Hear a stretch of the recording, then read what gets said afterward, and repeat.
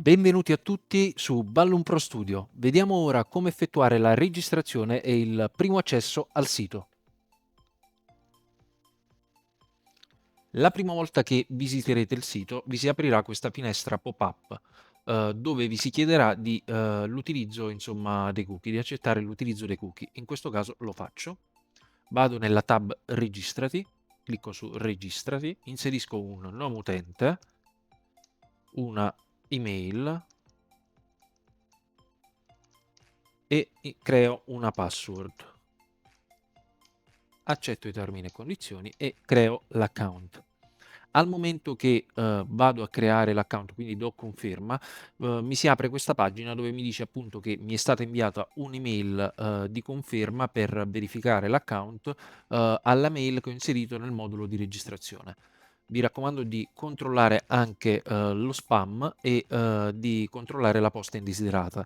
Nel momento in cui verificherete la mail, partirà il periodo di prova. Nota bene, se avete utilizzato una mail che in precedenza ha già usufruito del periodo di prova, chiaramente il periodo di prova non verrà rinnovato.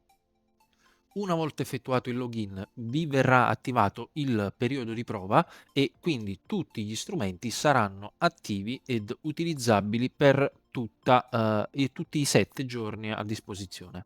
Dopo è possibile scegliere se rinnovare o meglio attivare un abbonamento o non usufruire dei servizi del sito.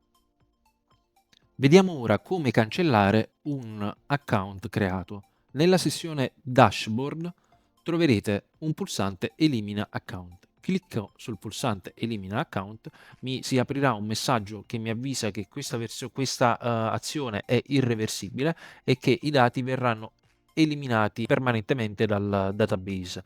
Perderemo quindi i dati del vostro account. Se eventualmente avrete un abbonamento attivo, verrà persa questa conoscenza da parte del server e quindi non può essere più ripristinato. Quindi mi raccomando, quando effettuate questa operazione di eliminazione account, fatelo con coscienza che tutti i vostri dati verranno completamente eliminati dal sito.